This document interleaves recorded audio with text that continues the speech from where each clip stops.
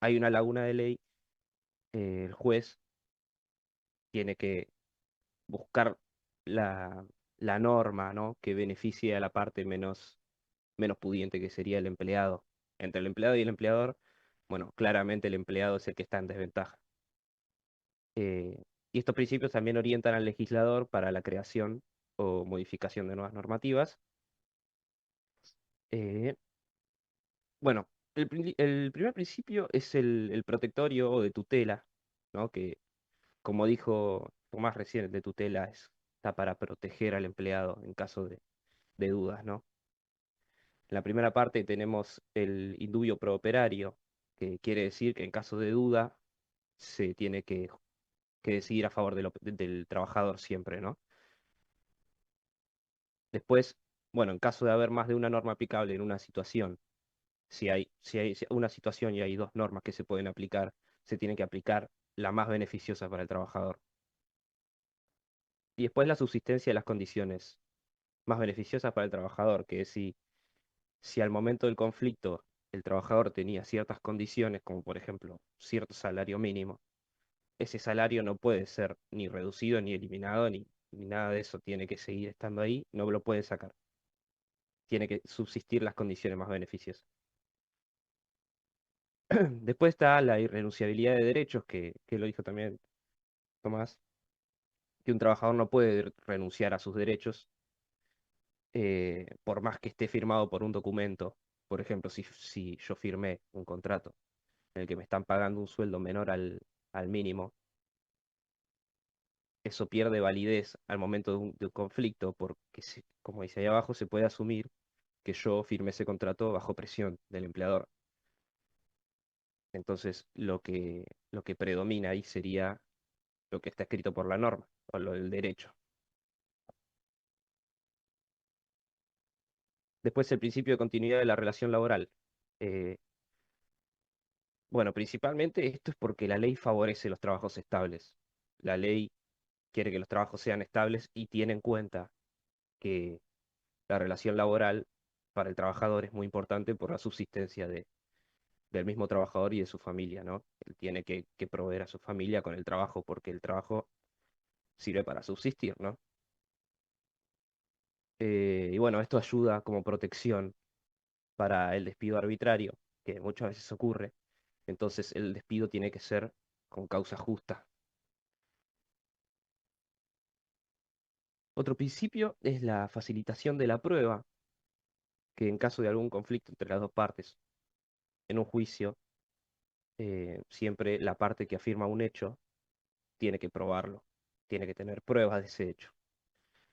Ahora, hay muchas veces que el empleado no tiene el acceso a esas pruebas y el acceso lo tiene el empleador, como por ejemplo cámaras, documentos, testigos. Entonces, lo que dice este principio es que el empleador está obligado a facilitar esas pruebas, ¿no? Si tiene cámaras, tiene que mostrar las imágenes, si se lo pide el empleado, así se equipara un poco más la relación entre los dos, ¿no? Bueno, después la primacía de la realidad, que es también muy importante, que si algo está escrito en los papeles, pero en los hechos fue distinto, siempre prima lo que pasó realmente, ¿no? La primacía de la realidad. Por ejemplo, si yo estoy trabajando de forma clandestina, no tengo ningún contrato, yo puedo ir a hacer juicio porque me tienen de manera clandestina. Y aún no teniendo un documento que diga que yo estoy trabajando para esa empresa, si tengo las pruebas para decir que yo estuve trabajando en esa empresa y recibiendo, aunque sea, aunque no esté registrada una remuneración, eh, eso se puede llevar a cabo, ¿no? Con la primacía de la realidad, que yo estuve ahí trabajando, a mí me pagaron por eso, aunque no estoy registrado, ¿no? Y después tenemos estos tres principios que forman un conjunto de cosas sociales, ¿no? El principio de buena fe, que dice que los contratos laborales se tienen que celebrar de buena fe de ambas partes, ¿no? O sea, ambas partes tienen que actuar desde el principio a fin del contrato de buena fe. y se asume que todo lo que pasó en el contrato es de buena fe. Si el empleador dice que el empleado hizo algo de mala fe, tiene que probarlo. Si no lo puede probar, se asume que el empleado estaba actuando de buena fe. Después la colaboración. Esto es que ambas partes en un conflicto o en el contrato en realidad tienen que actuar para el beneficio del bien de la empresa, ¿no? Tienen que cumplir el contrato y tienen que colaborar para que todo lo del contrato se cumpla y así eh, beneficiar a las dos partes, ¿no? Y después la justicia social que busca garantizar la igualdad de derechos y oportunidades para todas las personas que quieran trabajar, para que no sean discriminadas por ningún tipo por ninguna cosa que pueda estar en el medio. Y ahora sigue Sebastián con la parte Hola, de contrato de yo voy trabajo. a hablar un poco de lo que es la parte del contrato de trabajo. Bueno, hay un contrato de trabajo cuando una persona esté obligada a realizar tareas, trabajos u ofrecer servicios para otra persona estando bajo su dependencia.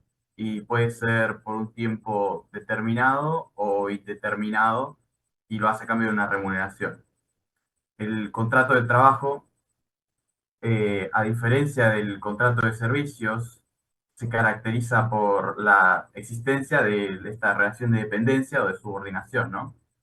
Que es del trabajador respecto del empleador. ¿Qué se entiende por dependencia? La dependencia consiste en la facultad del empleador de organizar cómo se lleva a cabo la prestación, dando indicaciones u órdenes acerca de la forma en la que se realiza la tarea encomendada. También consiste en que el trabajo, como bien se dijo antes, lo hace el trabajador enteramente por el beneficio de la empresa del empleador, ¿no? No lo hace el trabajador para sí mismo, lo hace a cambio de una remuneración, que sería el salario. Y también consiste en que el empleador puede aplicar sanciones como un medio para sostener su organización.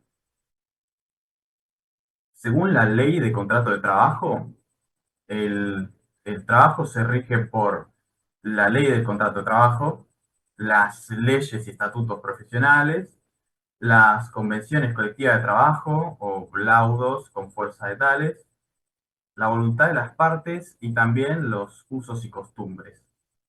¿Me pasas la diapositiva, por favor? Ahora voy a hablar un poco de lo que son los derechos y las obligaciones de las partes contratantes, que estas también caracterizan la relación de dependencia que existe entre ellas. Primero voy a hablar un poco de también, que esto dijo Fede, de lo que son de los principios estos de buena fe y demás. Están la obligación genérica de las partes, que lo establece esto, y el principio de buena fe lo establece la ley del contrato de trabajo. La obligación genérica de las partes dice que ambas partes tienen que cumplir no solo con lo que esté escrito explícitamente en el contrato, sino también todo lo que derive de este, que son la ley de contrato de trabajo, los estatutos profesionales o las convenciones colectivas de trabajo. Y obviamente actuando con un criterio de colaboración y de solidaridad. Y después el otro, que es el principio de la buena fe, dice que ambas partes están obligadas a actuar de buena fe, tanto al celebrar, al ejecutar y en la extinción del contrato o la relación de trabajo. Ahora sí voy a hablar un poco de lo que son las obligaciones y derechos del empleador y del trabajador. ¿Me pasas la diapo, por favor? Primero, en cuanto a las obligaciones del empleador, tenemos primero la remuneración, que es considerada una obligación principal del empleador, que es pagar el salario legalmente estipulado al trabajador según las tareas que éste desempeña.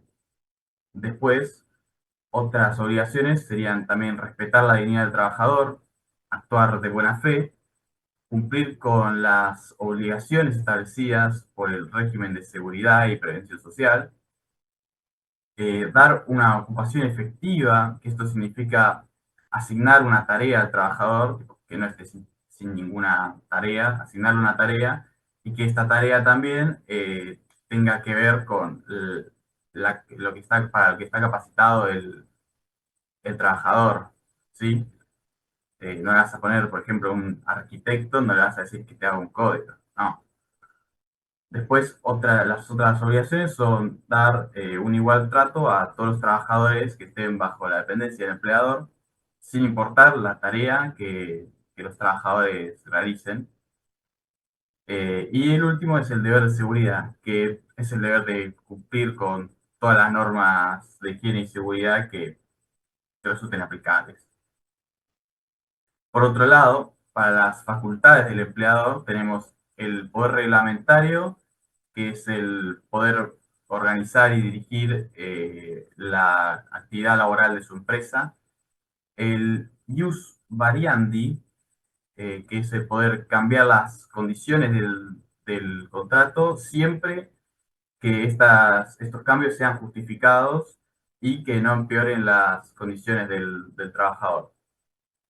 Y por último, el poder disciplinario, que es poder aplicar sanciones al trabajador si incumple con sus deberes. Eh, ¿Me pasa de tiempo, por favor? Ahora, en cuanto a las obligaciones y derechos del trabajador. De obligaciones tenemos, por un lado, obedecer las órdenes del empleador, ya que éste puede organizar y dirigir su empresa, la actividad laboral de su empresa. También tenemos que tiene que cumplir con el deber de fidelidad, que significa mantener una confidencialidad acerca de las tareas y proyectos que se realicen en la empresa del empleador. Y por último, colaborar con el empleador para que con el trabajo que desarrolla el trabajador se puedan lograr los objetivos de la empresa.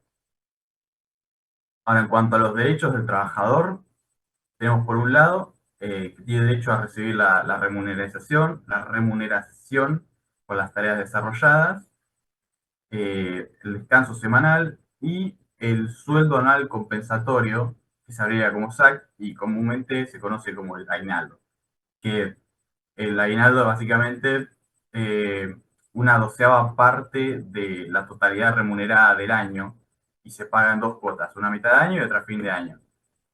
Y en caso de que se extinga el contrato de trabajo, también se tiene que abonar proporcionalmente la porción no percibida. Y el último derecho es el de progresar, el poder progresar dentro de la empresa. Esto siempre que existan esas vacantes y el trabajador esté calificado para ellas. Me paso, digamos, voy a hablar un poco más de la remuneración, que como dije antes, es una obligación que se considera principal del empleador y esta tiene que cumplir con ciertos caracteres. Uno de ellos es que debe ser en dinero, aunque también existe la posibilidad de que hasta un 20% sea abonado de otra forma. Otros caracteres son que tiene que ser justo, tiene que ser insustituible, tiene que ser inalterable, tiene que ser una remuneración continua, tiene que ser renunciable y también el carácter alimentario, que esta característica protege a la remuneración de dos formas diferentes. La primera es que el empleador está obligado a pagarle al trabajador de manera inexcusable. Tipo, no puede alegar el caso fortuito o fuerza mayor. Es inexcusable. Y el segundo, que es la inembargabilidad. Pero en caso de la ejecución forzada, o por si el trabajador está endeudado, se puede limitar hasta un 20%. Eh, Después también tenemos las clasificaciones de la remuneración según su modalidad, que pueden ser mensual, quincenal, por jornadas en tareas que se realizan por hora o por día, a destajo, que es por el trabajo producido, y también por comisión. Cabe mencionar también que sin importar qué tipo de clasificación de esta sea, la remuneración, siempre se tiene que cumplir el mínimo estipulado por el convenio colectivo de la actividad correspondiente, o en su defecto, el salario mínimo vital y móvil. Eh, sí, me pasas de a vos, por favor. Ahora voy a hablar un poquito de la capacidad de los contratantes. Básicamente, que para la capacidad en cuanto a los trabajadores menores de 13 y 18 años que desarrollen alguna actividad laboral o que vivan solos, estos también pueden desarrollar cualquier tarea en relación de dependencia. Y en cuanto a la capacidad del empleador y de trabajadores adultos, empleador, sin importar si es una persona humana o jurídica, estos se rigen por los principios generales de la capacidad que establece nuestra legislación. Eh, ¿Me pasás de día por vuelta? Ahora voy a hablar un poco de la forma y la prueba del contrato de trabajo. Eh, la forma en el contrato de trabajo tiene una libertad de forma. Las partes del contrato pueden escoger libremente las formas para celebrar el contrato. Después también, para probar que existe una relación laboral, se pueden usar todos los medios de prueba pertinentes, todo lo que haya. Salvo algunos casos especiales donde una ley o un acuerdo colectivo exija algo diferente. Después tenemos el indubio pro operario, que también lo mencionaba anteriormente, que es que en caso de duda se está a favor del trabajador y es el empleador el que tiene que demostrar que sí cumple con la ley. Y por último, no es necesario que exista un contrato por escrito para que haya una relación laboral. Lo que realmente importa es que haya una relación de dependencia. Y tampoco es relevante que se intente ocultar el vínculo usando un contrato de servicios u otro tipo de acuerdo. Eh, bueno, ahora iba a continuar mi compañero, no sé si ya vino.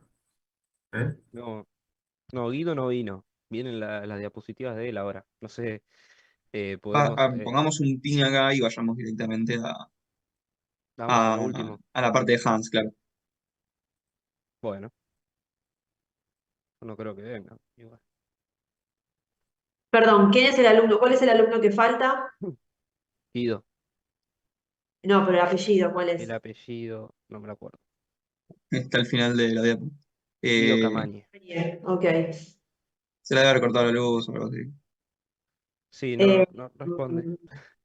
les consulto, ¿alguno de ustedes preparó esa parte? Porque tienen que estar todos Sí, preparados. podemos leer, tal vez no con el detalle que le iba a dar él, Ok, pero ok. Bueno,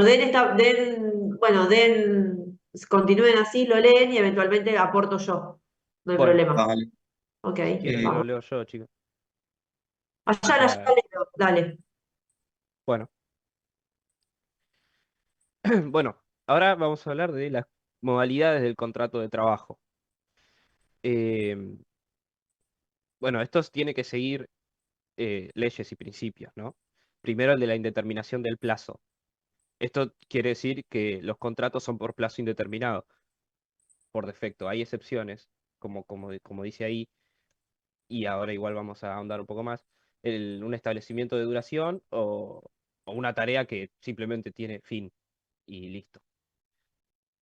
Entonces no puede ser, la tarea no puede ser hecha por duración indeterminada, ¿no? Y también por el periodo de prueba, también puede ser conocido como pasantías o como... No, en realidad es un periodo de prueba que muchas veces es por 3 meses y bueno, después de eso se ve si te dejan de manera permanente o no. Exacto. Perdón, Federico, Sí, intervengo un segundito, como para evitar cualquier confusión a futuro.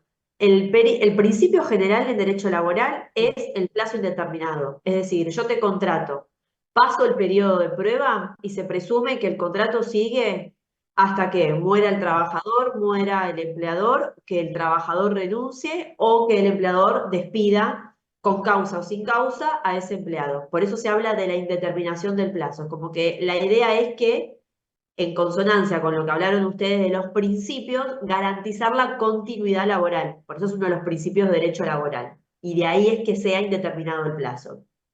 Ahora, en el texto ustedes tenían, y lo van a leer todos, que el plazo, esto del periodo de prueba, ¿qué es el periodo de prueba? Precisamente se pone a prueba al trabajador para ver si ese trabajador es idóneo o no para ese trabajo por el cual fue convocado. En el texto ustedes van a ver que decía que el plazo era de 3 meses desde que se celebraba el contrato. Ese plazo fue modificado. Con la ley de bases, ese plazo se extendió y hoy en día el periodo de prueba es, como regla general, porque también hay excepciones que amplían el plazo, pero como regla general, y no vamos a entrar en las excepciones, después obviamente ustedes pueden recurrir a la ley de bases y pueden ver en la parte de derecho laboral todas las modificaciones que hubieron. Pero en lo que respecta al periodo de prueba es de 6 meses. Entonces, hoy en día, con la ley de bases vigente, el plazo, digamos, el periodo de prueba se extiende por un término de 6 meses desde que se celebró el contrato. ¿Sí? Entonces, dentro de ese, ¿qué puede pasar? Dentro de ese plazo, o sea que el trabajador está en periodo de prueba, lo que hace justamente ese empleado, porque tiene facultad para hacerlo, es de, bueno, evaluar si es idóneo o no para ese cargo que está ocupando, para la categoría laboral para la cual fue convocado y demás. Entonces, ¿se puede extinguir el contrato laboral dentro de ese periodo de prueba? La respuesta es sí, se puede extinguir, ¿sí? Hay que avisar con suficiente antelación, que eso en la ley se llama, en la ley de contrato de trabajo se lo llama preaviso, ¿sí? Hay obligación de preaviso, de decir, mira, la verdad no me servís para este trabajo, entonces a través de una carta documento, el empleador tendrá que mandar esa carta documento a ese trabajador diciéndole que va a prescindir de los servicios, o sea que no le va digamos, no va a continuar con ese contrato de trabajo. Y en ese caso, es decir, si se extingue, no va a tener derecho a indemnización. O sea, si se extingue dentro del periodo de prueba, ese trabajador no va a poder solicitar una indemnización sencillamente porque no se configuró el contrato de trabajo. Es decir, estaba en periodo de prueba, estaba en la parte previa a ese contrato de trabajo. ¿Se entiende? Entonces, la ley que figura, que pusieron los chicos acá, la ley 25877, era la que determinaba el periodo de prueba de 3 meses. Esta ley hoy no sirve más, cayó en desuso, está derogada por la ley de bases, porque lo que hace es ampliar el periodo de prueba, que se extiende 6 meses. Hay excepciones que se extienden mucho más, ¿sí? Pero en términos generales es de 6 meses. ¿Se entiende más o menos cómo juega esto del periodo de prueba? Y esto de la obligación de preaviso es importante. ¿Por qué? Porque le da la facultad, digamos, es una obligación del empleador preavisar con antelación que no va a continuar con el contrato de trabajo. Entonces, ¿qué es lo que dice la ley? Mínimo, el empleador tiene que avisar que no va a continuar dentro del periodo de prueba, ¿no? Con ese empleado un mes antes. Entonces, si yo me lo quiero, no le quiero renovar, o sea, no quiero que continúe en el contrato de trabajo, estamos en el mes 4, tengo que ya mandar el telegrama para que el próximo mes ya deje de trabajar. Un mes de anticipación. Esta obligación de preaviso se extiende durante el contrato de trabajo. Supongamos de que este empleador consideró de que esta persona es totalmente idónea para su trabajo. Entonces, transcurridos los 6 meses, o sea, 6 meses y un día, la ley presume que el contrato es por tiempo indeterminado. Directamente. ¿Cuándo se termina ese contrato? ¿Cuándo se extingue? Por muerte de una de las partes, por renuncia del empleado, por despido del empleador, con causa o sin causa. ¿Se entiende? ¿Sí? Ahora, si el periodo, digamos, si el contrato ya es por tiempo indeterminado y pasa un tiempo y el empleador, porque tiene la facultad para hacerlo, de hecho lo hablaron los chicos, lo dijeron ahí entre los derechos, tiene derecho a aplicar sanciones disciplinarias. Una de las sanciones es el despido. La verdad no me está funcionando con este trabajador, llega siempre tarde, tiene problemas con los compañeros, bueno, considero que o me robó, bueno, lo tengo que despedir. Lo despide. ¿Hay obligación de preaviso? También. la misma obligación persiste. Tengo que avisarle un mes antes que voy a prescindir de los servicios. ¿Por qué? Porque como se entiende que el empleado es la parte más débil en el vínculo laboral, le voy a dar la posibilidad que pueda conseguir laburo dentro de ese mes que yo ya lo notifiqué, que no le voy a renovar, digamos, no lo voy a mantener en mi planta como personal mío. ¿Se entiende? Entonces, siempre la obligación de preaviso por parte del empleador, sea durante el periodo de prueba o sea durante la vigencia del contrato de trabajo por tiempo indeterminado, siempre es de 3 meses. Perdón, es de un mes de anticipación. Y si durante el contrato de trabajo el empleado consigue un trabajo mejor, tiene la obligación de preavisar de 15 días, con 15 días de anticipación. Es mucho menor. ¿Por qué? Porque la ley presume que es mucho más fácil para el empleado, para el empleador conseguir un trabajador nuevo que para el empleado conseguir un trabajo nuevo. Por eso la exigencia es mayor para el empleado que para el empleador que para el empleado. ¿Me siguen con esta lógica de que por qué más a uno y a otro? ¿Sí? Bien, seguimos. Así lo doy rápido y terminan Perfecto. Profe, con... ¿en el examen vas a tomar que sean 3 meses o 6? No, ustedes tomen 6. Pongan de que hoy en día, no voy a entrar en detalle, pero sí, sepan de que hoy, porque como la otra ley está derogada, es de 6 meses. Por eso hago la aclaración a los chicos que hicieron el PowerPoint, Ayala y compañía, donde pusieron esa ley, pongan de que Sí, la que rige hoy es ponemos la bueno, nueva. la ley de bases, dice que es de 6 meses. ¿Sí? Como para Perfecto. que quede bien y que no haya problema con el PowerPoint, no haya confusión. Sobre todo si se lo pasan entre ustedes. Y después van a ver que son estos que acá mencionaron los chicos en el PowerPoint, van a ver ustedes que son excepciones. ¿Por qué? Porque la regla general es lo que vimos antes, tiempo indeterminado. Pasan los 6 meses y un día no me dijeron nada, la ley presume, no es que me tiene que mandar una carta o documento del empleador para decirme, Magalí, que en el trabajo, no. Si pasaron 6 meses, un día, 2, 3, 4, 5, la ley ya presume que es por tiempo indeterminado. Hasta la muerte de una de las partes, renuncia del empleado, despido por parte del empleador. ¿Hay excepciones a esa modalidad de contratación por tiempo indeterminado? Sí. La más utilizada es a plazo fijo, todo lo contrario. En la otra es por tiempo indeterminado, acá es por tiempo determinado. Entonces, ¿puedo yo celebrar con un empleador un contrato a plazo fijo? Sí. ¿Y qué es lo característico? Lo que figura en la diapositiva. El máximo, o sea, el plazo máximo que puede durar ese contrato laboral es de 5 años. No puede ser más tiempo. ¿Puede ser que me lo hagan por 4 años? Sí. ¿Que me lo hagan por 2? Sí. ¿Me lo pueden renovar? Sí, siempre y cuando sea hasta 5 años. ¿Por qué? Y acá es donde hay que estar atentos, porque en muchos casos se suelen celebrar contratos, entre comillas, a plazo fijo, encubriendo una relación por tiempo indeterminado. Si yo estoy 3 años con una empresa, me lo renuevan 2 años, me voy, vuelvo, me lo renuevan un año más, me voy a otro lugar, vuelvo y me sigue contratando la empresa y resulta que tengo 3 contratos y resulta que tengo en total 15 años con la misma empresa, en realidad, si bien está formalizado como un contrato a plazo fijo, lo cierto es que en realidad ahí lo que estoy haciendo es encubrir una relación laboral de tiempo indeterminado. ¿Se entiende lo que digo? Esto suele pasar en la vida real, de que le hacen celebrar varios contratos a plazo fijo, esperan, bueno, se vence el contrato, te vas a trabajar a otro lugar, volvés, o te renovamos el contrato. Y van renovando, renovando, renovando. Y uno cuando se sienta a mirar dice, pero al final tengo 3 contratos a plazo fijo y en total trabajé 15 años para la misma empresa. Entonces, en realidad, uno podría ir a la justicia, a ese empleado, y decir, acá hay un fraude laboral, porque en realidad se están cubriendo otro tipo de modalidad, que es por tiempo indeterminado. ¿Y por qué lo hace ese empleador? Y lo está haciendo para no pagarme la antigüedad, porque no es lo mismo pagar una antigüedad de 2, 3 años, ¿sí? Que en donde después que yo me voy a otro trabajo, esa antigüedad no es continua, se corta. Si yo trabajo 2 años, me pagarán los 2 años. Después si vuelvo, me pagarán y estoy 2 años, me pagarán 2 años más. Entonces, suele hacer una estrategia, a mi criterio, desajustada a derecho, que va en contra de la ley, que constituye un fraude laboral, esto de renovar permanentemente contratos a plazo fijo para no reconocer la verdadera antigüedad de ese trabajador. ¿Se entiende? Porque sepan ustedes que cuando un empleado es despedido, la mayoría de las liquidaciones laborales, además de pagar el salario proporcional o el salario, por el tiempo que trabajó, el aguinaldo, las vacaciones que son siempre pagas, obviamente.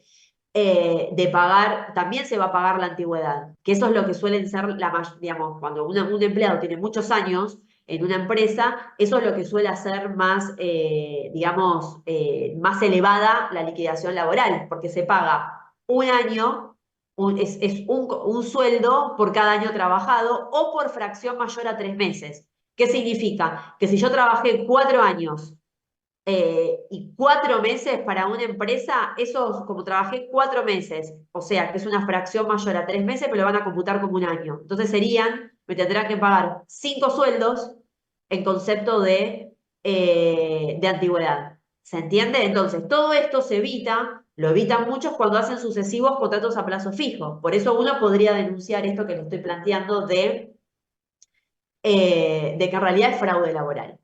Después, lo característico, y esta es la diferencia a lo que decían los chicos de que el contrato no es formal, porque yo puedo celebrar un contrato verbal, ¿no? Che, venite a laburar al kiosco, es que este sí o sí se hace por escrito. No hay otra modalidad, si no, no es válido el contrato. Esta es la excepción a la regla general, ¿sí? También se exige el preaviso, existe la indemnización por despido, ¿sí? Al igual que el resto de los contratos, esto después lo leen ustedes, pero lo más característico es esto que les planteo, ¿no? Que es una regla, la excepción general, esto de que se celebra por escrito, y esto del tema del plazo es un tema en la vida real porque suele haber, en muchas ocasiones, se suele utilizar como fraude, ¿sí? Después el trabajo eventual. Justamente lo que dice ahí la diapositiva. Se contrata al trabajador al solo efecto de cubrir una necesidad del empleador. Ejemplo, yo lo tengo a Yala, que es ingeniero. ¿Qué especialidad, Yala, tenés? Sistemas. Es ingeniero en sistemas y yo lo tengo como empleado de mi empresa. Ahora, resulta que a Yala se tiene que operar y va a estar, digamos, con licencia médica por 6 meses. Pero yo necesito cubrir o sea, no puedo poner a cualquiera, tengo que poner un ingeniero en sistemas para cubrir el trabajo de Ayala que está con licencia médica. Celebro un contrato por trabajo eventual. O sea, un contrato que va a durar 6 meses hasta tanto Ayala digamos, se recupere esa licencia médica y se reincorpore el trabajo. ¿Sí? Entonces, por eso dice que finaliza al completarse el servicio. ¿Se entiende entonces? O también ocurre mucho cuando la que ocupa el puesto laboral es una mujer y se tiene que tomar la licencia por maternidad.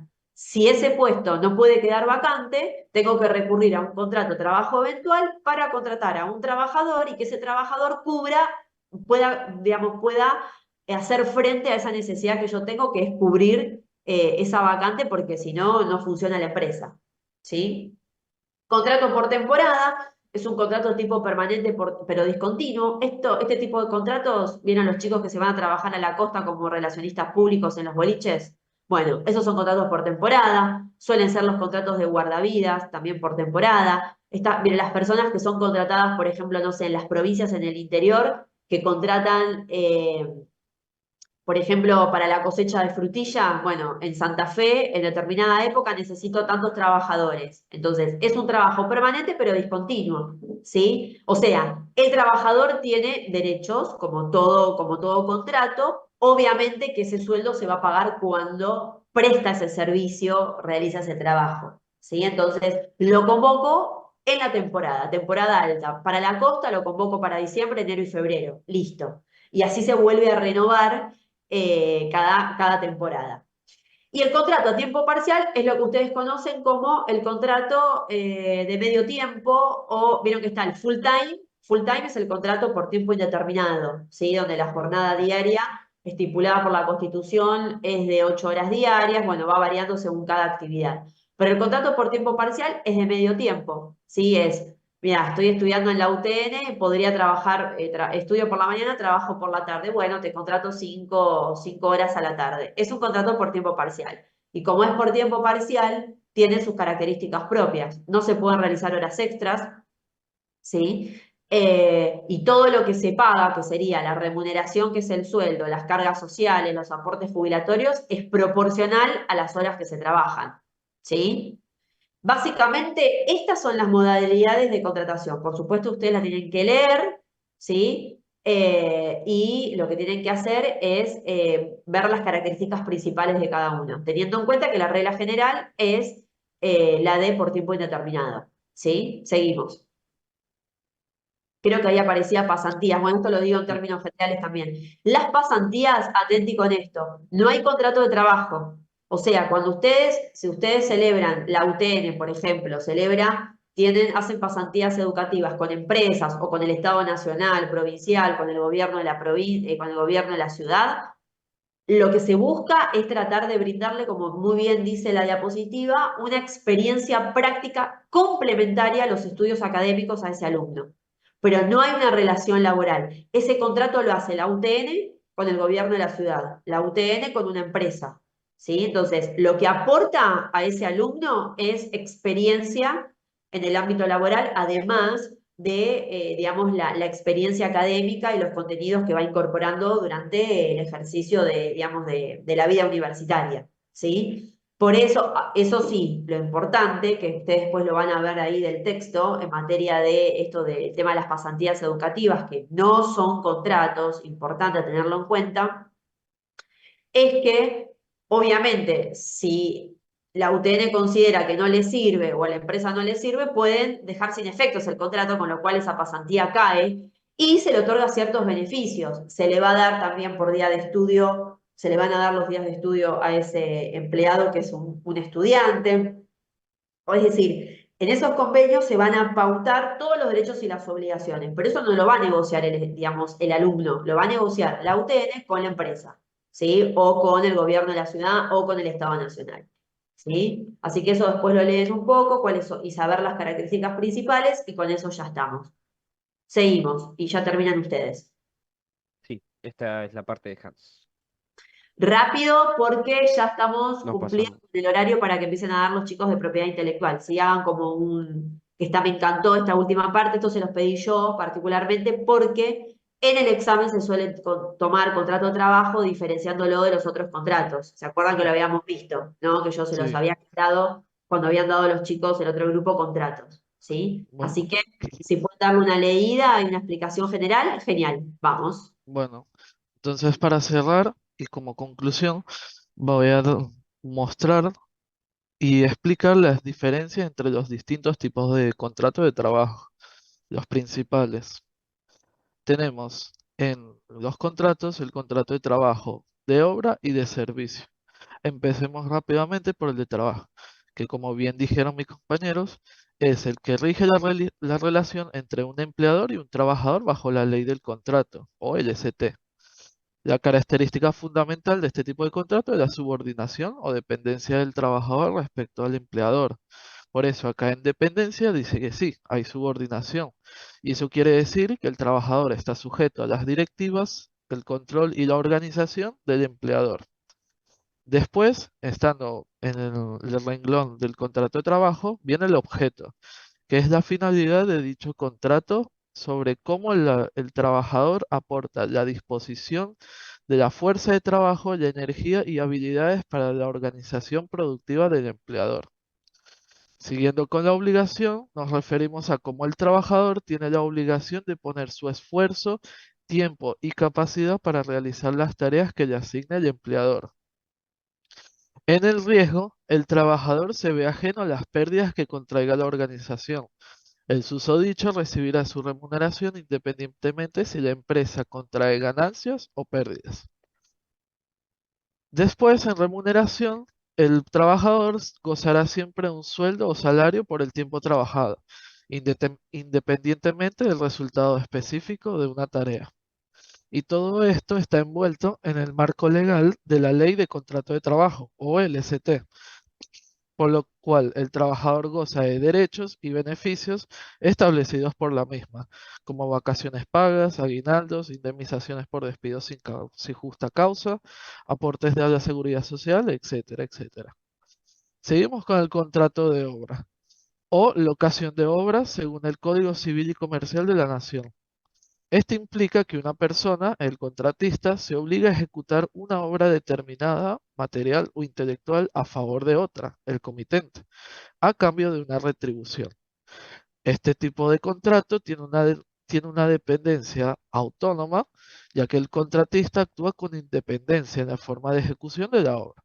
no está sujeto a las directivas diarias del comitente sobre cómo realizar la tarea. El objeto de dicho contrato es la finalidad de la ejecución de una obra o resultado eficaz, reproducible o susceptible de la entrega.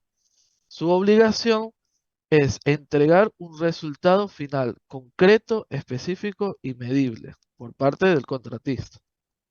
El riesgo es por parte del contratista y asume el riesgo de la ejecución y finalización de la obra.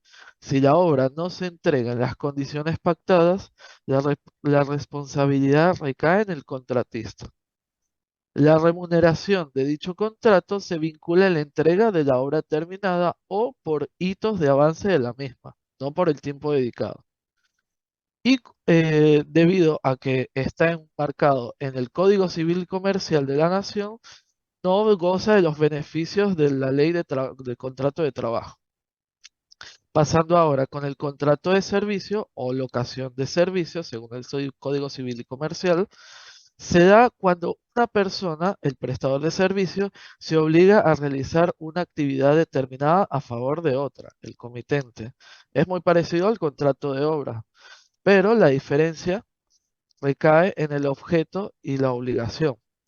Pasando a la autonomía, sería igual que el contrato de obra, ya que el prestador de servicio actúa con independencia sin estar sujeto a las directivas continuas del comitente sobre el cómo se va a realizar el servicio. El objeto refiere a la realización de una actividad, tarea o conjunto de acciones con un nivel de diligencia y profesionalismo, pero sin garantizar un resultado final específico. La obligación de dicho contrato es de medios, ya que el prestador se compromete a llevar a cabo una actividad con diligencia y profesionalismo, poniendo a disposición sus conocimientos y habilidades, pero no garantiza un resultado específico. Ejemplo, un abogado que se compromete a defender un caso, pero no a ganarlo. Después, siguiendo con el riesgo recae en el prestador en cuanto a la calidad de su actuación, pero no el riesgo del resultado final del servicio. Y en cuanto a la retribución, la remuneración se paga por la actividad desarrollada, el tiempo dedicado o los recursos utilizados, y no necesariamente por un resultado concreto. Lo mismo que el Código Civil Comercial de la Nación, lo mismo que el contrato de obra, este se encuentra enmarcado en el Código Civil y Comercial de la Nación y no goza de los beneficios de la ley de contrato de trabajo. Eso sería todo. Muy bien, Freites. La verdad que este cuadro fue excelente.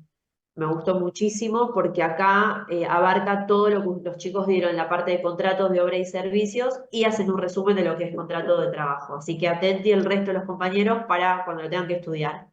Muy bien, la exposición. Bueno, el cuadro último me encantó. El PowerPoint me gustó muchísimo, creativo, con las figuritas que pusieron. El vocabulario estuvo muy bien, así que muy bien, chicos. Le dicen a Camañe que me mande un mail, por favor, y que me justifique el por qué hoy no estuvo ausente, debidamente, con la justificación que amerite, ¿ok? Dale. Bueno, profe, Gracias, muy bien. muchas Bueno, gracias. sacamos el Power este y ya empieza el grupo a dar propiedad intelectual.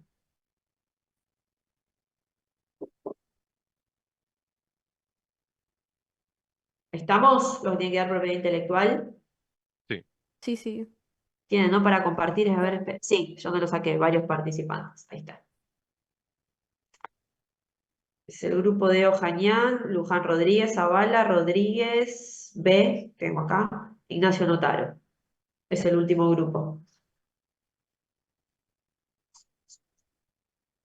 Ahí se puede ver.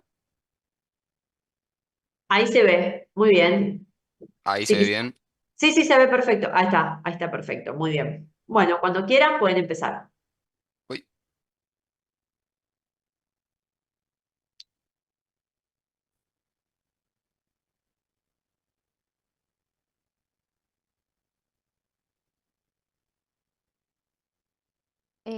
Bueno, Nosotros somos el grupo número 10 y vamos a presentar lo que serían los derechos intelectuales que abarcan todo lo que es derecho de autor, patentes y marcas. Si lo puedes pasar.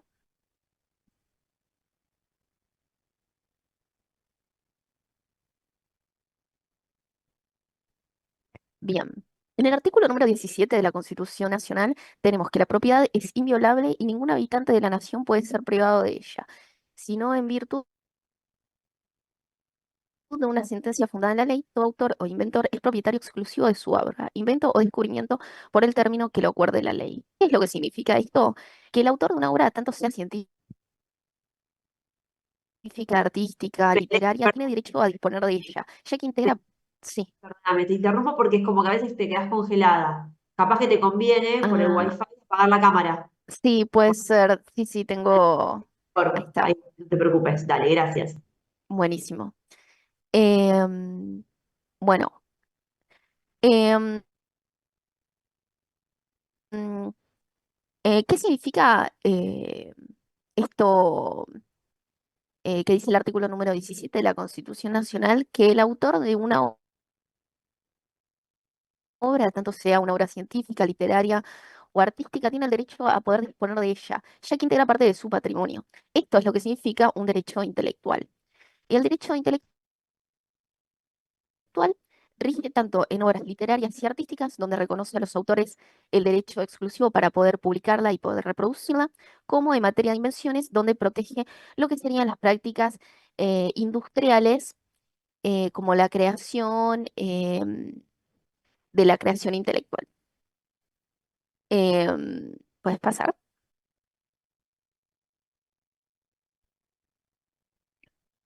Bien.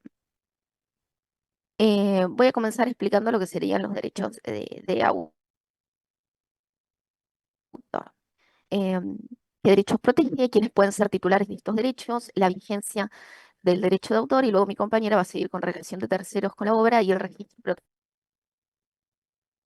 protección de la obra.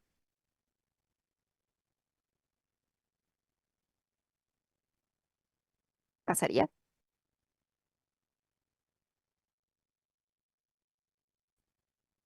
Bien.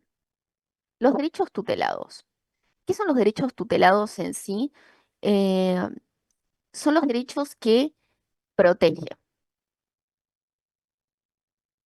¿no? ¿Sobre qué se aplica? Bien, los derechos de autor pueden ser aplicados en, por ejemplo, obras científicas, como serían eh, los papers,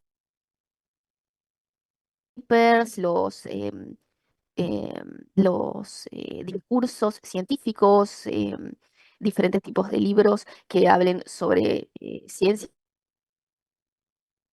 matemática, física, todo eso está tutelado por el derecho de autor. Luego tenemos las obras literarias, que son escritos de diferentes naturalezas y extensiones, y pueden ser conjuntos de datos, tanto sean escritos como, por ejemplo, también se incluyen los programas informáticos dentro de las obras literarias.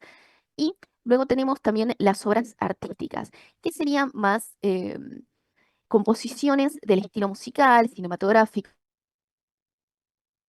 coreográfico, todos los dibujos, pinturas, esculturas y ese tipo de obras. Cabe aclarar que el derecho de autor va siempre a abarcar lo que es la expresión de estas ideas, métodos, procedimientos y no lo que serían las ideas, métodos y conceptos en sí. Eh, em, Siempre es cómo se expresan estos. Bueno, pues pasar.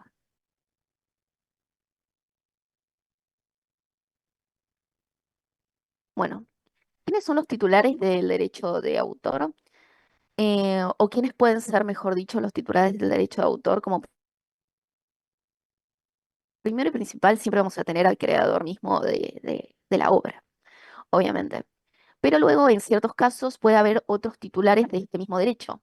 En el caso, por ejemplo, del fallecimiento del autor de la obra, va a haber herederos o derechohabientes que van a ser beneficiarios legales que van a heredar los derechos sobre la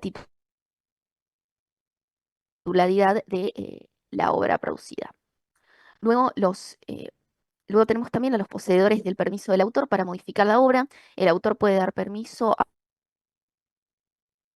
a quienes, no sé, sean, por ejemplo, traductores o quien quiera modificar o quien quiera que modifique la obra en un sentido específico o para transportarla, por ejemplo, puede ser ciertos derechos a un tercero. Y luego también tenemos a las personas cuyos dependientes hayan elaborado dicha obra en el desempeño de su labor. ¿Qué quiere decir esto? Las personas físicas o jurídicas cuyos dependientes contratados hayan elaborado la obra en el desempeño de sus funciones laborales. Por ejemplo, no sé, si Microsoft contrata gente para que realice cierto software, entonces el propietario de los derechos de autor sobre ese software va a ser Microsoft y no quienes crearon el software en sí. ¿Puedes pasarla?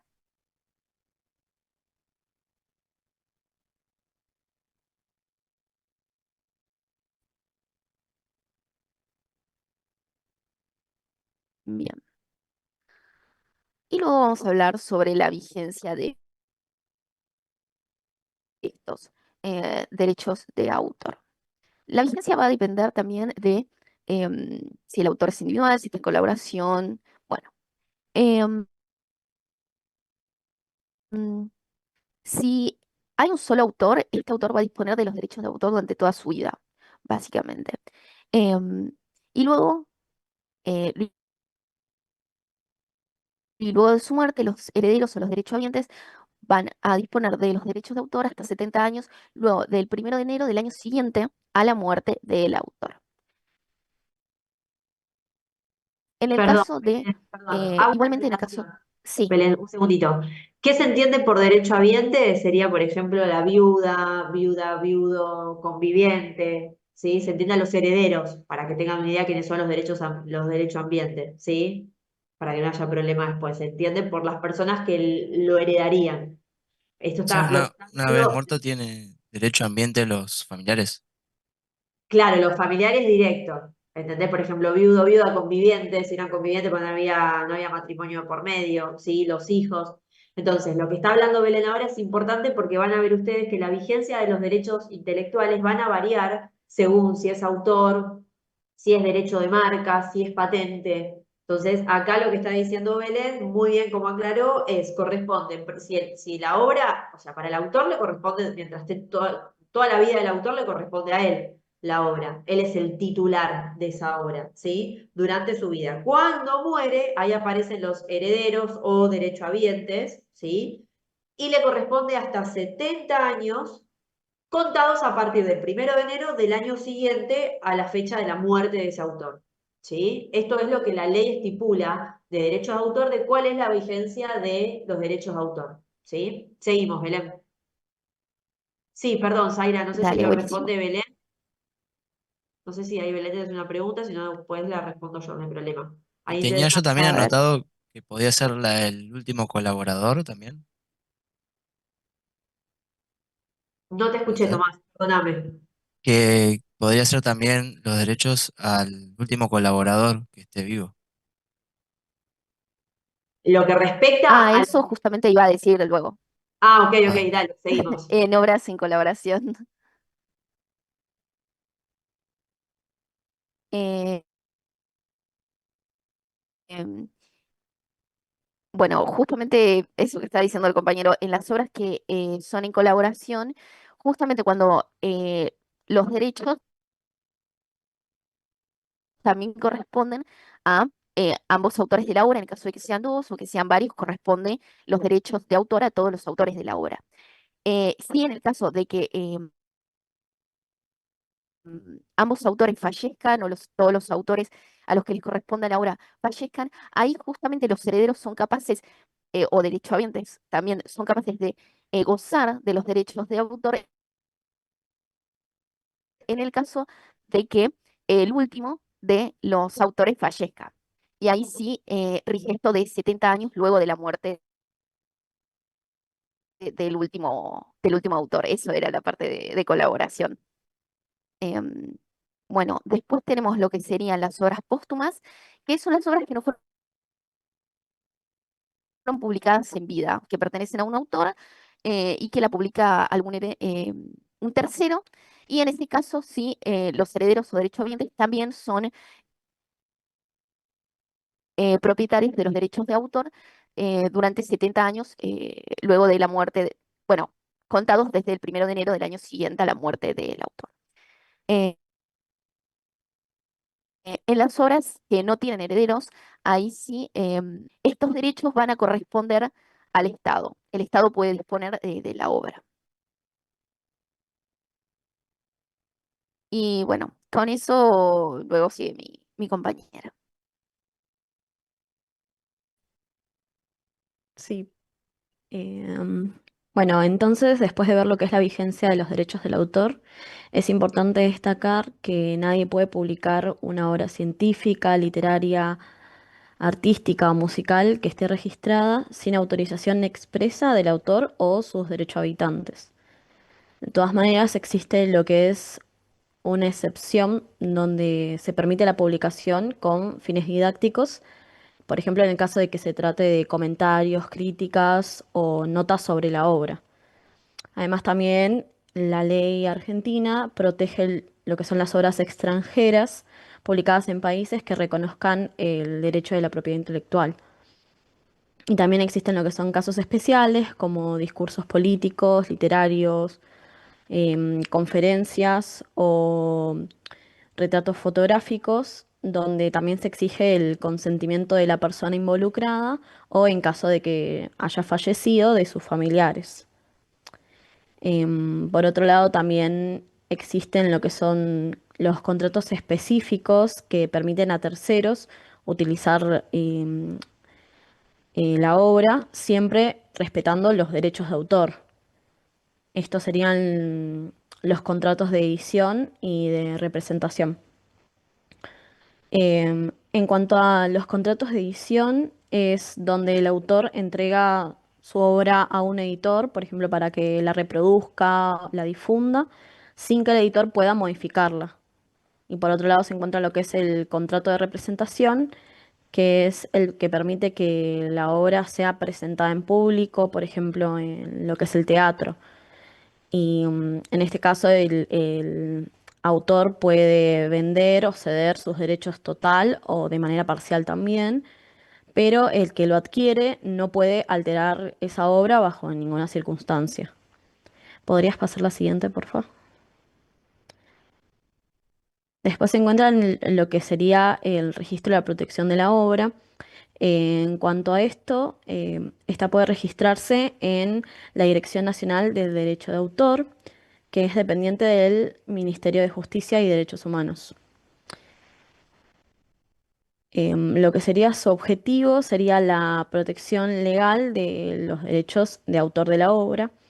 Entonces, este registro es una herramienta, por así decirlo, importante para poder ejercerlo judicialmente, como por ejemplo sucede en lo que son los casos de plagio.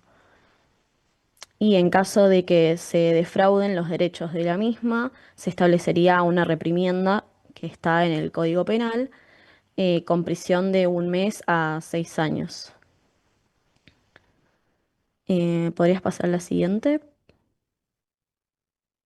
Perdón, Belén, perdón, no Belén, Angie, están Sí. las 10 hoy en el grupo. Hago una aclaración. Por eso lo que está diciendo Angie es muy importante, porque al considerar el plagio como delito, ustedes el día de mañana, cualquier proyecto que lleven a cabo, cualquier paper que tengan que presentar, lo que sea, siempre hay que citar perfectamente a quién es el autor. Precisamente porque si uno hace suyo, pone las palabras textuales, hace suyo lo que otro autor dijo, claramente puede ser denunciado. Obviamente, dentro de la facultad se les hace un sumario, pero fuera de la facultad se puede iniciar una causa penal. No es poca cosa el plagio. Uno está acostumbrado a escuchar delitos de, bueno, robo, hurto, homicidio, femicidio, que es lo que uno suele escuchar todo el tiempo en la televisión. Pocos hablan del plagio. El plagio es delito.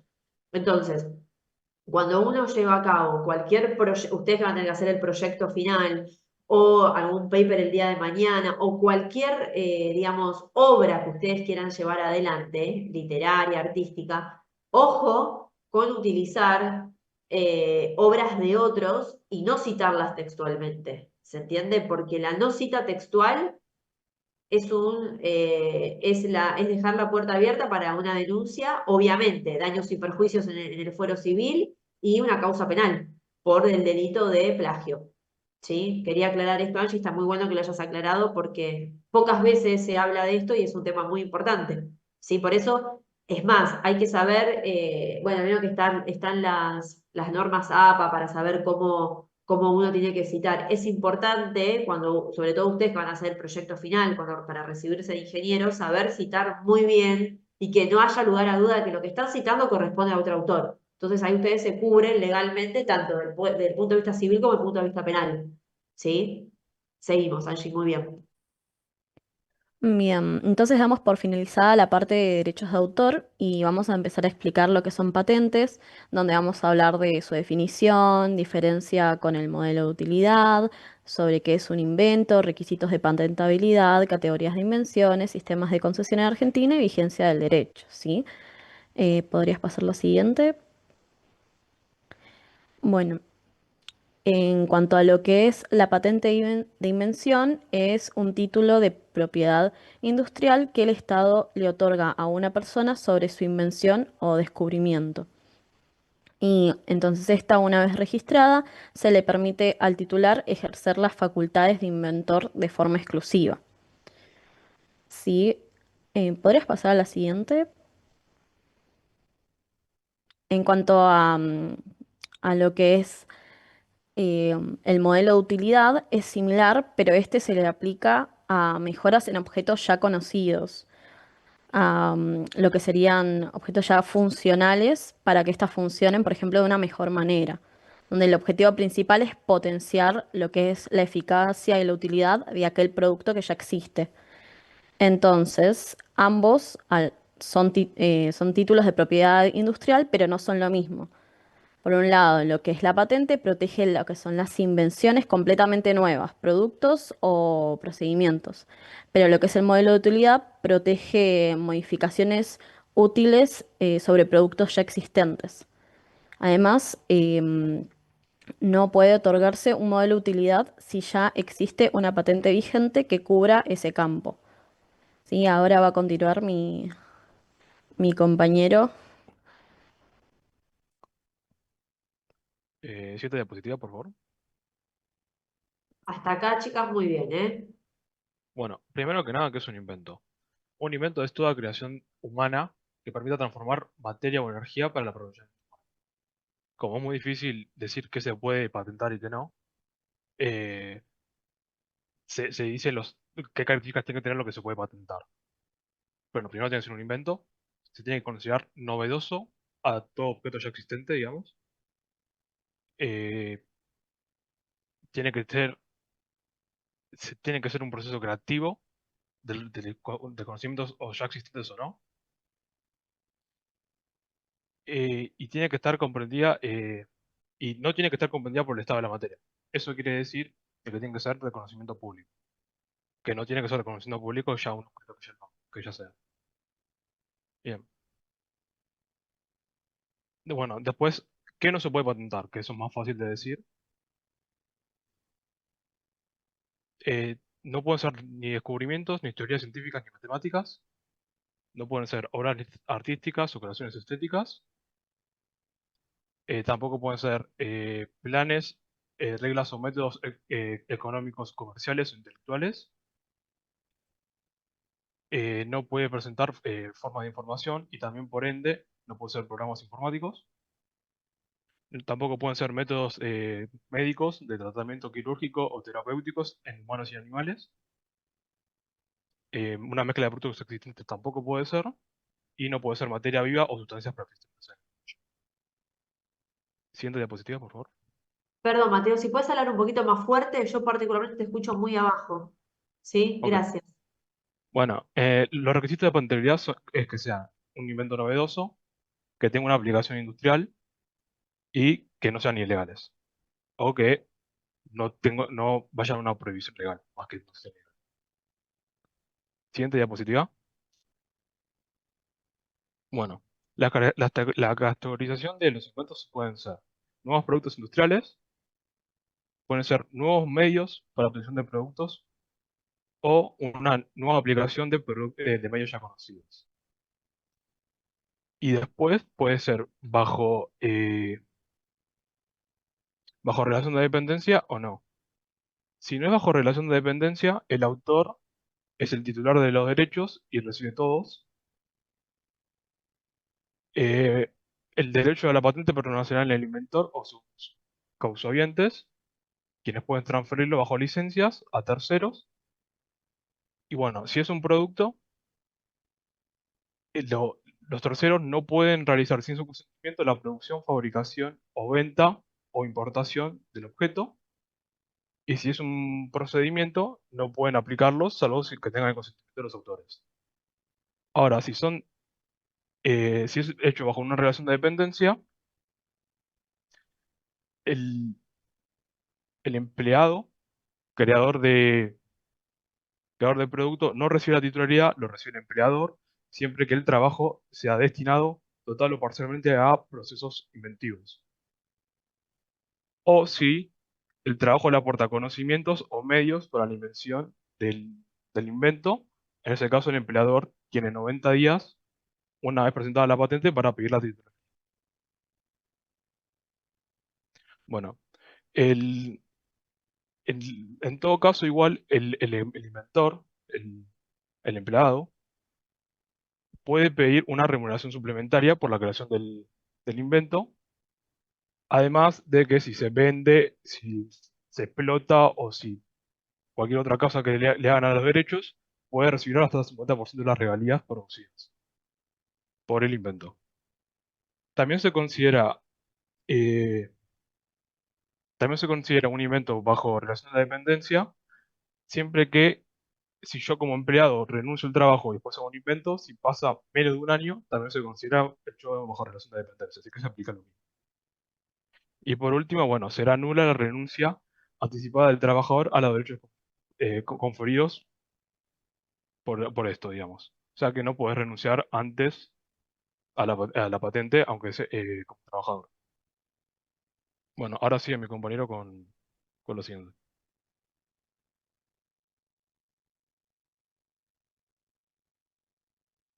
Bien.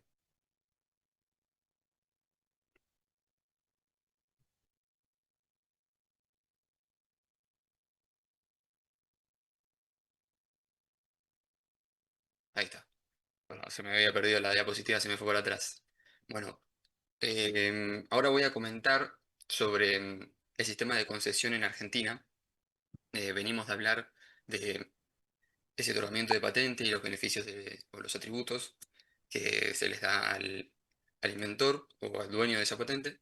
Y ahora vamos a ver cuál es el sistema que utiliza para llegar a otorgarse esa patente para así ser protegido por la ley. Bueno, este sistema consta de dos: declarativo o libre de concesión, o por otro lado, el examen previo. El primero, siendo declarativo, em, ¿qué sucede? Es donde el Estado otorga la patente sin hacer diligencia alguna, es decir, ningún cuidado, para determinar si el invento es patentable o no. Por otro lado, em, está el examen previo, donde el Estado trata de determinar, antes de otorgar la patente, si el invento es justamente patentable. En este caso, nuestro sistema no utiliza el declarativo o libre de concesión, sino que se hace ese examen previo para poder llegar a que le otorguen esa patente. Ahora, para llegar a ese trámite o sistema, se deben presentar una solicitud escrita ante la Administración Nacional de Patentes. Em, lo que dice la ley es que esto lo puede hacer o el titular, sus representantes o sus causavientes, que es como lo hablamos antes, que sería el sucesor o el heredero. Em, Ahora, esta administración es la que debe hacer este examen previo de la documentación presentada. En caso de que cualquiera que fuera el solicitante no cumpla con los requisitos, se, se agarra la solicitud y se toma como olvidada, ¿no? Pero, em, por otro lado, en caso de que eh, se pase ese examen y le aprobaran la patente, al titular de la patente tendrá una duración de 20 años improrrogables. Em, Básicamente el sistema lo que hace es, lo que pasa para el otorgamiento de patente, se hace la presentación de la solicitud, el examen preliminar, publicación de la solicitud, examen de fondo y aprobación o denegación, ¿no? Bueno, Perdón, Ignacio, ¿y para qué sirven los exámenes que se hacen? ¿Preliminar o examen de fondo? ¿Qué es lo que busca analizar el INPI, que es el Instituto de Propiedad Industrial? busca analizar si entra con las características que se necesita para hacer una patente, ¿no? Claro, a ver, en el caso del examen preliminar que vos estás diciendo, lo que tratan de determinar es que si ya no está patentado, porque si vos ya me traes algo, un invento, vos creés que es un invento, pero ya está patentado, automáticamente se dice que no, no se le da la concesión. Y el examen de fondo, si ya pasan la primera parte y dicen, bueno, mira, esto que presuntamente es un invento no está patentado. Vamos al examen de fondo. ¿Qué supone el examen de fondo? Ver si eso que vos decís que es un invento cumple con los 3 requisitos que dijo, creo que era Zavala, que nos contó, de la patentabilidad. Es decir, ¿es realmente un invento? ¿Tiene aplicación en el ámbito industrial? ¿Encontraría alguna norma jurídica? ¿Va en contra de la ley, contra la moral y las buenas costumbres? Entonces, lo que analiza en definitiva el INPI en este proceso de concesión de patentes es, por un lado, si eso que vos crees que es un invento no está ya patentado, en cuyo caso si llega a ser así, se desecha porque no se puede patentar 2 veces un invento, ¿sí? Y después analiza si cumple con los requisitos formales de la patentabilidad, los 3 requisitos que hablaba Zavala. Y una cosa que aclaro, Ignacio, que no lo habías dicho, pero lo aclaramos para evitar cualquier eventualidad en el examen, está muy bien lo Sí. que aclaraste de los 20 años. Fíjense que nada que ver con derechos de autor. O sea, que si va Ignacio, presenta lo que él cree que es un invento, pasa todos los requisitos, o sea, cumple con el examen previo, el examen de fondo, cumple con todos los recaudos formales, todo bárbaro, y el INPI le otorga la patente, como muy bien lo aclaró, son 20 años improrrogables, o sea, no se puede volver a prorrogar. No puedo poder ir después y pedir 20 años más. Pero lo que no aclaraste, Ignacio, que lo aclaramos, es que esos 20 años se empieza a contar desde que vos hiciste la presentación de la solicitud, no desde la fecha, y eso no es poca cosa, porque el margen de los 20 años es menor. ¿Se entiende? O sea que si el IPI te tarda 2 años en conceder la patente, ya son 2 años menos que tenés para hacer uso de ese invento. ¿Se entiende lo que digo? Entonces, en materia, siempre en la parte legal, la parte de los plazos, chicos, es muy importante. Por eso la parte de vigencia siempre se toma en los exámenes, en el EPI y en el examen final. ¿Por qué? Porque estas pequeñas cosas hacen la diferencia. No es lo mismo que me otorguen la patente, esos 20 años improrrogables, desde la fecha de la resolución administrativa final, a que se empiece a contabilizar los 20 años desde que yo hice la presentación de la solicitud. Porque si yo la presenté hace 2 años y tardó el INPI 2 años, y yo ya en realidad para hacer uso de la patente tengo 18 años. ¿Se entiende la diferencia? O sea, son 2 años menos que me están dando. No sé si se entiende a lo que apunto. ¿Sí? Entonces, se empiezan a cortar esos 20 años de la concesión, esos 20 años improrrogables, se empieza a contar a partir de la fecha en que yo hice la presentación de la solicitud de patentamiento ante el INPI. ¿Sí? Seguimos, Ignacio. Igual venís Sí. muy bien. Sí, ahora venía la parte de vigencia y fin. Eh, Ay, perdón, como acá dijiste la vigencia me adelanté. Bueno, perdón, mala sí, mía. yo más que nada para nada, Para hacer la hacer una presentación, perdón. diferencia de aprobación y la denegación, ¿viste? De Bueno, aprobación, bueno, se le da 20 años. ¿Y ahora qué explicar vuelta, pasa? explicar vuelta. No hay problema. Entonces se le dan 20 años improrrogables, ¿no? Que como veníamos diciendo no se puede ser extendido o renovado. que tendría comienzo, evidentemente, a partir del día que se presenta la solicitud. Pero bueno, en caso de que el inventor o titular quisiera, eh, puede conceder permisos para que se utilice la patente en otras industrias para su explotación. Acá lo que se denomina como licencia. Bien, ahora, ¿qué pasa a la hora de su caducación o nulidad? En ambos casos, ya sea para, como venimos hablando ahora, patentes o certificados de modelos de utilidad, que hablamos hace un rato, ¿no?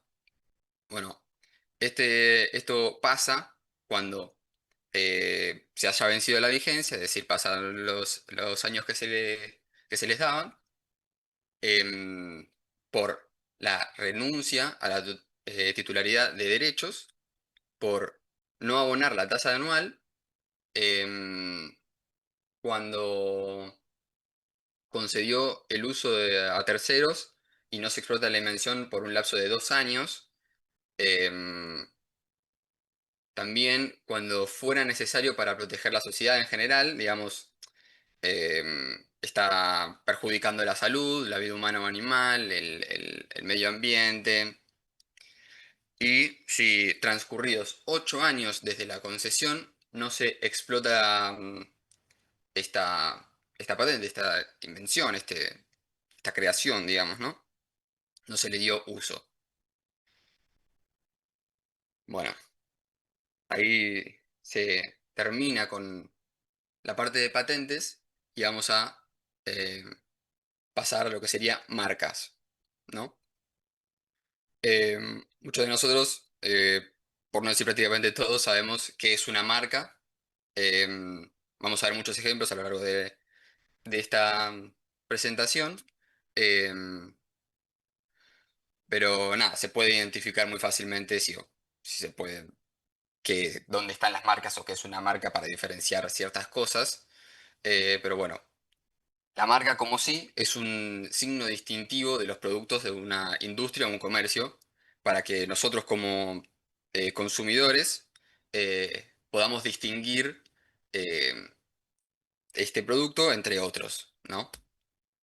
Pero vamos a hablar también de em, qué se puede registrar o cuáles no, qué es lo que se necesita ante la ley para que puedan, qué es para la ley una marca y cómo se puede registrar, ¿no? Em, bueno, estas marcas registrables, ya que hablamos del concepto de marca, puede ser una o más palabras con o sin contenido conceptual, puede ser dibujos, emblemas, estampados, sellos o imágenes, em, combinaciones de colores en lugares determinados de envases o productos, frases publicitarias o relieves con capacidad distintiva y todo otro carácter distintivo de la marca. Ahora les voy a dejar con mi compañero para que pueda decir cuál es, para que pueda seguir con la presentación.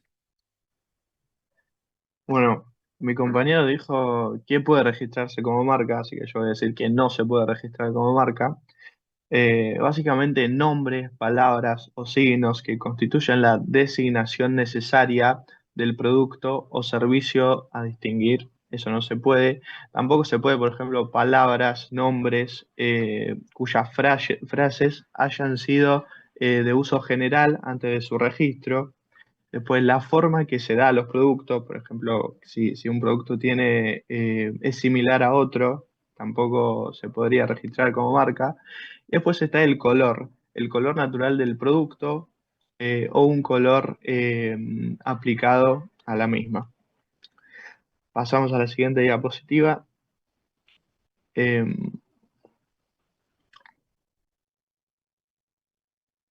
Fuiste para atrás. Ahí estamos. ¿Cómo se adquiere el derecho de registrar una marca? Se adquiere básicamente mediante el registro legal ante la autoridad correspondiente y este derecho es individual y facultativo. ¿Qué significa esto? Que básicamente nadie está obligado a registrar una marca, pero las personas que lo hacen adquieren derechos exclusivos de uso. Pasamos a la siguiente. Y estamos con marcas no registrables, de nuevo. Eh, Son básicamente las marcas que carecen de la novedad, ¿sí? Y voy a nombrar y voy a dar ejemplos. Por ejemplo, una marca idéntica a una ya registrada o similar, por ejemplo, si está McDonald's y alguien quiere registrar otra marca y le pone McDonald's, no se puede porque justamente son muy similares. Eh, Después, denominación de origen nacional o extranjeros, geográficamente, básicamente, que por ejemplo, nombre de países o regiones, tampoco se podría. Después, palabras, dibujos o signos contrarios a la moral y a las buenas costumbres. eh, por ejemplo, podría ser un ejemplo, no sé, términos, una marca con términos discriminatorios, tampoco se podría. Después, el nombre o retrato de una persona sin su consentimiento no se podría y tampoco se podría frases publicitarias no originales o que inducen al error. Por ejemplo, si un producto dice 100% orgánico y no lo es, tampoco se podría. Las marcas que sí se pueden registrar son los que nombró mi compañero, siempre que tengan un carácter distintivo y no caigan en las restricciones que nombré anteriormente. Pasamos a la siguiente. Eh, Roberto, una pregunta. Por ejemplo, el signo nazi no se podría registrar como marca, por No, ejemplo. justamente porque es contrario a la moral Bien, y las buenas costumbres. excelente. Muy bien. Bien, pasamos a la vigencia. Según la ley 22.362 de Argentina, la vigencia de una marca eh, registrada es de 10 años, pero se puede renovar indefinidamente por periodos iguales. ¿Cómo se extingue una marca? Una marca puede extinguirse básicamente por 4 razones principales, que el primero sería el vencimiento de plazo sin renovación, el segundo sería si el titular renuncia, el tercero sería la falta de uso continuo durante 5 años, que también se le dice caducidad por no uso. Y a lo último, si hay una sentencia judicial que declare su nulidad o cancelación. Pasamos a la siguiente. Y ya dicho eso, estaríamos terminando nuestra presentación. Así que gracias por su atención que brindaron. Bueno, chicos, muy bien, ¿eh? Me gustó muchísimo la presentación. Me gustó mucho ese redondel que hicieron, no sé si lo quieren poner. Ahí están todas las marcas juntas, el trabajo que se tomaron ahí, este que está acá buenísimo, John Deere, Ford, IBM, muy bueno. Me gustó muchísimo eso. Muy bien el PowerPoint, pocas palabras, muy preciso, el vocabulario estuvo bien. Bueno, quizás algunas aclaraciones que fui acotando yo, pero en general estuvieron muy bien, precisos, organizados. Eh, Así que muy bien, chicos. Lo que, a ver, para el resto de los alumnos de la clase de hoy, para hacer un resumen, de derecho intelectual, saber, quizás no sé si lo aclaran ustedes, pero lo aclaro yo. ¿Se acuerdan cuando nosotros vimos en el capítulo 4 que hablamos del atributo de la personalidad patrimonio? Bueno, que el patrimonio se componía de derechos personales, que es todos los contratos, las dos unidades de contratos. Derechos reales es la unidad de derechos reales y derechos intelectuales. Con lo cual, lo que dieron los chicos hoy, esta unidad, forma parte de los derechos intelectuales del patrimonio de una persona humana o del capital, puede formar parte del capital social de una sociedad, por ejemplo. Así como para que se puedan ubicar dónde ponemos, valga la redundancia, dónde ubicamos el capítulo de propiedad intelectual. Lo ubicamos dentro de los derechos intelectuales, que son una rama, una categoría de los derechos que forman parte del patrimonio de una persona humana o del capital social de una sociedad, ¿sí? Como para ir ahí acomodando.